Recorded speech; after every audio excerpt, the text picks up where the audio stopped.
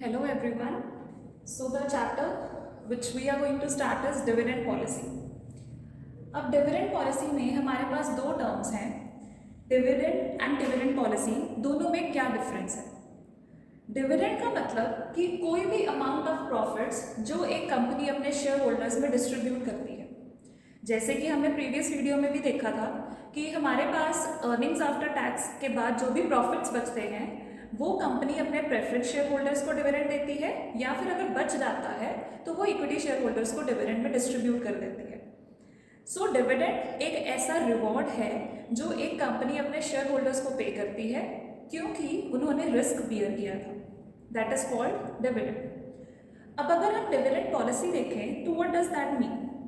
It means कि ये decide करना कि कितना डिविडेंड पे करना चाहिए, that is called dividend policy. It will decide कि आप कितने अमाउंट ऑफ प्रॉफिट्स डिस्ट्रीब्यूट करोगे अपने शेयर होल्डर्स में। अब अमाउंट ऑफ प्रॉफिट्स को कैसे डिसाइड किया जाए? अब हमने प्रीवियस वीडियो में अगेन देखा था कि हमारे पास एक डिविडेंड पे आउट रेशियो रहती है और एक हमारे पास रिटेन्ड अर्निंग्स की रेशियो रहती है। मीन्स ज़रूरी नहीं है कि जो भी सारे के सारे अर्निंग्स बची हैं वो हम पूरे के पूरे ही डिस्ट्रीब्यूट कर दें शेयर होल्डर्स में। हम 10%, 20%, 30%, 40% कोई भी एक प्रोपोर्शन पे कर सकते हैं अपने शेयर होल्डर्स को। इवन कुछ केसेस में कंपनी डिविडेंड पे ही नहीं करती और उस केस में हमारी जो डिविडेंड की पे आउट रेशियो होती है वो 0% होती है। तो इस चैप्टर में हम ये डिसाइड करेंगे या हम ये देखेंगे कि कैसे कंपनी को डिसाइड करना चाहिए कि क्या उसको डिविडेंड पे करना चाहिए या फिर उसको डिविडेंड पे नहीं करना चाहिए। एंड अगर वो डिविडेंड पे करती है तो उसका क्या इम्पैक्ट पड़ता है उसकी वैल्यू ऑफ फर्म पे। क्योंकि एक कंपनी जो भी अपना डिविडेंड पॉलिसी का डिसीजन लेती है, दिस पार्ट ये सिर्फ एक फैक्टर को कंसीडर करके लेगी। वो फैक्टर क्या है? आपका वैल्यू। वैल्यू किसकी? फर्म की। इस पर्टिकुलर फैक्टर को हमेशा ध्यान में रखा जाता है जब भी हम अपना डिविडेंड का डिसीजन लेंगे। अगर आपकी वैल्यू ऑफ फर्म इंक्रीज होगी डिविडेंड से तो आप हमेशा डिविडेंड पे करोगे। बट अगर आपकी वैल्यू ऑफ फर्म पे कोई फर्क नहीं पड़ रहा, चाहे आप डिविडेंड पे करो चाहे आप डिविडेंड पे ना करो, तो फिर उस केस में आपकी कंपनी ये सोच सकती है that we should not pay dividend this year. So the whole policy of dividend revolves around one factor that is called value of policy. ये एक प्राइमरी फैक्टर है। सेकेंडरी फैक्टर्स भी हैं और भी डिटर्मिनेंट्स हैं which we are going to study now, but जो सबसे मेन इंपॉर्टेंट फैक्टर है वो रहेगा आपका वैल्यू ऑफ फर्म। आपके डिविडेंड से आपकी वैल्यू ऑफ फर्म इंक्रीज करनी चाहिए। अगर वो इंक्रीज नहीं हो रही then there is no use of paying dividend to your share holders, because आपकी रेपुटेशन नहीं बढ़ रही, आपकी गुडविल नहीं बढ़ रही, आपकी कंपनी के एसेट्स की वैल्यू नहीं बढ़ रही, आपके लायबिलिटीज ग्रो कर रही हैं। So there is no use of paying dividend if you are not getting anything in return. So this is the main concept of dividend policy. Now moving forward to the factors. अभी हमने एक factor तो कर लिया कि आपकी जो firm की वैल्यू है वो आपका सबसे प्राइमरी फैक्टर है जो डिविडेंड पॉलिसी को इम्पैक्ट करता है। इसके अलावा भी हमारे पास कुछ ऐसे सेकेंडरी फैक्टर्स हैं जो डिटर्मिन करते हैं कि हमें डिविडेंड कब पे करना चाहिए या कितना पे करना चाहिए या कैसे पे करना चाहिए।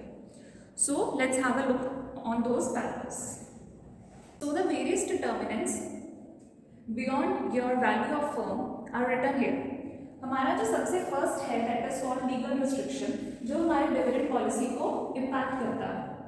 अब हमें पता है कि जो हमारी कंपनी है उसको गवर्न करने के लिए हमारे पास एक एक्ट है that is called Companies Act 2013. अब इस Companies Act 2013 में सेक्शंस गिवन हैं, सेक्शन 123 to 127। अब ये सेक्शंस क्या कहते हैं कि अगर तो एक कंपनी के पास करंट ईयर के प्रॉफिट्स हैं तभी वो उस साल का डिविडेंड दे सकती है। बट अगर किसी कंपनी के पास पास्ट ईयर के प्रॉफिट्स हैं तो वो पास्ट ईयर के प्रॉफिट्स में से करंट ईयर का डिविडेंड पे नहीं कर सकती। Means a company can pay dividend only out of current years profit and not from the past years reserves. That means अगर कोई कंपनी चाहती है कि वो डिविडेंड पे करे बट उसके पास इस साल का प्रॉफिट नहीं है, वो चाहती है कि वो लास्ट ईयर के प्रॉफिट्स में से पे कर दे, तो ये वाले सेक्शंस उसके ऊपर एक रिस्ट्रिक्शन डाल देते हैं कि अगर आपके पास इस साल के प्रॉफिट नहीं है तो आप डिविडेंड नहीं पे करोगे। That is the legal restriction. No company can go against this part. अब हमारे पास जो सेकेंड इंपॉर्टेंट डिटर्मिनेंट है वो है nature of industry. Nature of industry का मतलब, लेट्स सपोज आपकी जो कंपनी है वो कॉटन मैन्युफैक्चरिंग में इन्वॉल्व है, तो अब वो क्या देखेगी कि जो भी कॉटन इंडस्ट्री में बाकी की मैन्युफैक्चरिंग फर्म्स हैं वो कितना डिविडेंड पे कर रही हैं. जैसे मेरे पास एक कंपनी है ए लिमिटेड और एक कंपनी है बी लिमिटेड. ए लिमिटेड हमेशा ये देखेगी कि बी लिमिटेड जो उसकी कॉम्पिटिटर है, जो सेम प्रोडक्ट्स में सेम सर्विसेज में डील कर रही है, वो कितना डिविडेंड पे कर रही है. अगर तो उसका डिविडेंड हर बार रेगुलर जा रहा है, वो हर बार 10% इंक्रीज करके अपने शेयर होल्डर्स को डिविडेंड पे कर रही है, उसने कभी भी अवॉइड नहीं किया डिविडेंड पे करना, तो ए लिमिटेड को भी उसी पैटर्न को फॉलो करना पड़ेगा. वाई?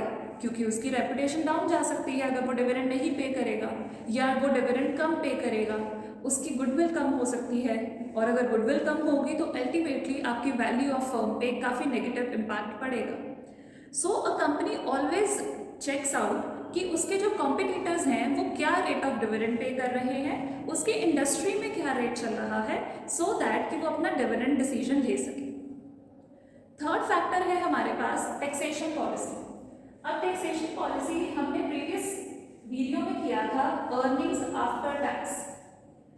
हमेशा अर्निंग्स आफ्टर टैक्स के बाद ही आपके पास जो प्रॉफिट्स बचते हैं उसमें से आप डिविडेंड पे करते हो, be to preference share holders और to equity share holders.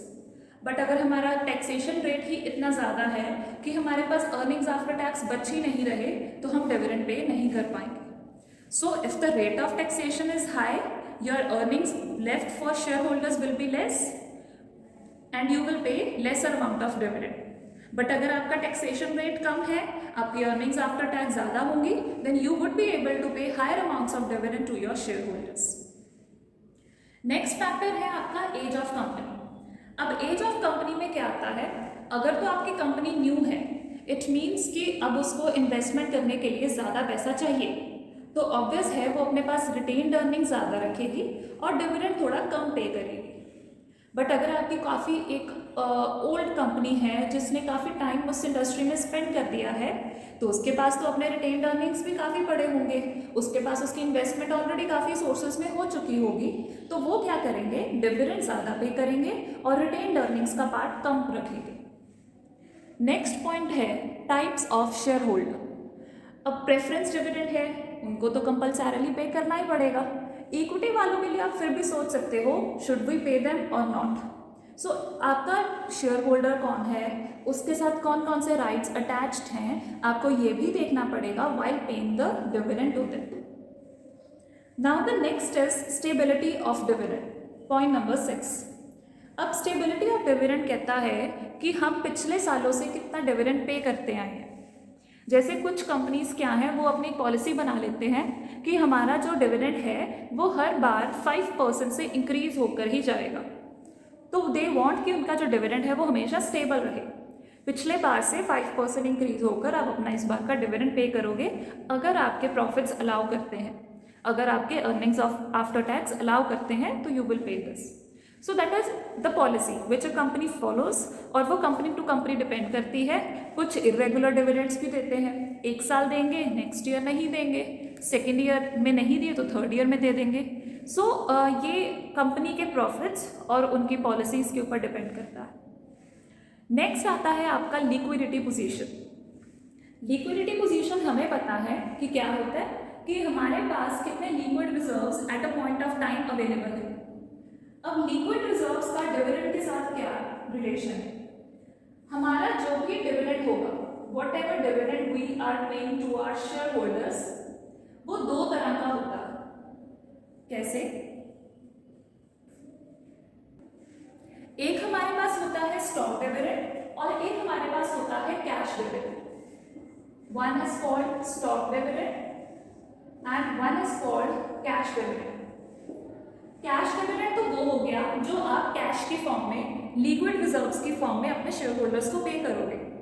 Stock dividend वो डिविडेंड होता है जो आप लिक्विड रिजर्व्स की फॉर्म में पे नहीं करते, आप क्या करते हो, उसको शेयर्स की फॉर्म में पे करते हो कि आप अपने शेयर होल्डर्स को कैश देने के बजाय उनको एक्स्ट्रा नंबर ऑफ शेयर्स दे दोगे, फ्री ऑफ कॉस्ट उनको शेयर्स दे दिए, उसको हम बोलते हैं stock dividend.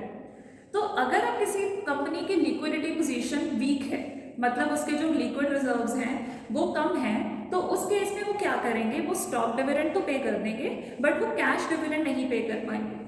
So company can change the type of dividend which they can pay to their shareholders. If they have a very good liquidity position, तो वो उस केस में कैश डिविडेंड पे कर सकते हैं, बट अगर उनकी लिक्विडिटी पोजीशन अलाउ नहीं कर रही, they can go for stock dividend as well.